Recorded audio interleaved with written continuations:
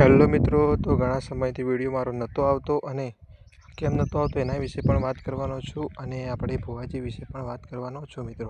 તો વિડીયો પર એન્ડ પણ બન્યા રહેજો અને આપણે તમને આ ખાસ વિડીયો છે, હમણાં તમને ઘણું બધું જાણવા મળશે મિત્રો. તો હું તમને પહેલાં કહી દઉં કે મારો વિડીયો કેમ નહોતો આવતો એના વિશે.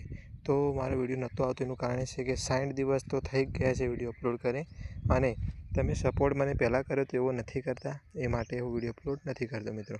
તો ફરી એકવાર એક વિડીયો લઈને આવી ગયા છીએ. આમાં કેવો સપોર્ટ થાય છે તો સારો, આમાંથી 200 વ્યૂઝ આવી જાય તો રેગ્યુલર વિડીયો આપણા ચાલુ થઈ જશે મિત્રો. તો આપણે ચલો વાત કરીએ.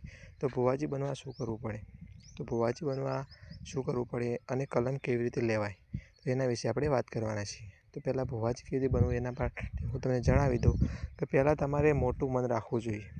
ભક્તિ, એક ભક્તિ મિત્રો એક એવી શક્તિ છે મિત્રો, તે દુનિયામાં બધે જાઓ પણ જે ભક્તિની શક્તિ હોય એવું ક્યાંય પણ જોવા મળતું નથી મિત્રો. અને શક્તિ કામ કરે એવું કોઈ કરી શકતું નથી, કોઈ ડૉક્ટર પણ કરી શકતા નથી મિત્રો. હા, તમારે કોઈ દર્દ હોય તો તમે દવાખાને જઈ શકો છો, એ પણ માતાજીના વિશ્વાસથી. આપણે દવાને દુવા બે જોઈએ મિત્રો, તાણે હાલ કામ થાય છે મિત્રો. માતાજીની શ્રદ્ધા પણ હોવી જોઈએ અને દવાખાને જવા જેવું હોય તો પણ જવું જોઈએ મિત્રો. તો હું તમને એમ કહી દઉં કે ભુવાજી બનવા શું કરવું પડે. પહેલાં લોકોનું સારું વિચારવું પડે મિત્રો. તમે કોઈની નિંદા કે એવું કરાય નહીં. ભલે લોકો તમારા પર રીસે બળે કે કેમ તમારા પર કોઈ આજે હાલના જમાના પ્રમાણે બધા રીસે બળે છે એવું હોય તો પણ તમારે મન મોટું રાખવું જોઈએ મિત્રો. અને જે થાય એ ભગવાનના ભરોસે રાખવું જોઈએ. અને હું તમને એમ કહું છું, ભુવાજી બનવા માટે ઘણો ધર્મ અને તમારો સમય અને તમારું જે મન છે ચોખ્ખું હોય તો જ દેવ તમારા જે પવન આવે છે તાણે આવે છે મિત્રો. અને કલમની વાત કરીએ તો કલમ કેવી રીતે લેવાની હોય એ પણ તમે જણાવી દઉં. દોઢ લેવો હોય, આપણે કોઈ માતાજીનો દોઢ લેવો હોય તો એના માટે શું કરવું જોઈએ. તો તમારે માળા લેવાની છે. માળામાં વેણ લેવાનું છે. વેણ કોને કહેવાય કે જે ડબલ એટલે કે હું તમને એક ઉદાહરણ આપી દઉં કે 4 હોય એને વેણ કહેવાય અને 3 હોય તો એને વધાવ કહેવાય, બરાબર.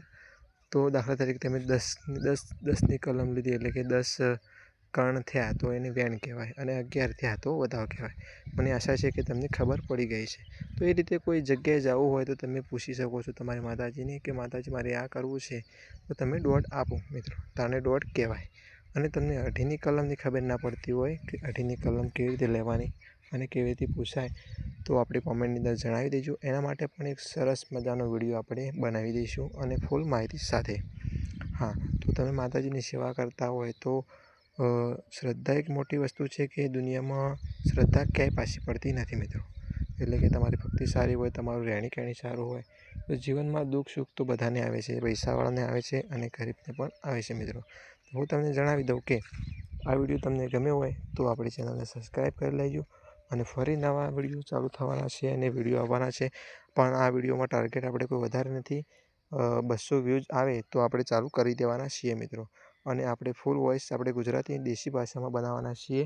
અને તમને એવું લાગતું હોય કે આવો છોકરો અમને શું જણાવે છે, તો મિત્રો તમને જીવનમાં જાણવા મળે તો જ વિડીયો જોવાના, ના જાણવા મળે તમારું કામ એટલે કે તમને કોઈ ખબર ના પડે, તમને કંઈ કામ વિડીયો ના આવે તો વિડીયો નહીં જોવાના, બરાબર. તો મને આશા છે કે તમને ખબર પડી જાય છે કે હું શું કહેવા માગું છું. તો ત્યાં સુધી અમારી ચેનલને સબસ્ક્રાઈબ કરજો અને આવા વિડીયો અમે લાવતા રહીશું અને ખાસ વિડીયો જોજો.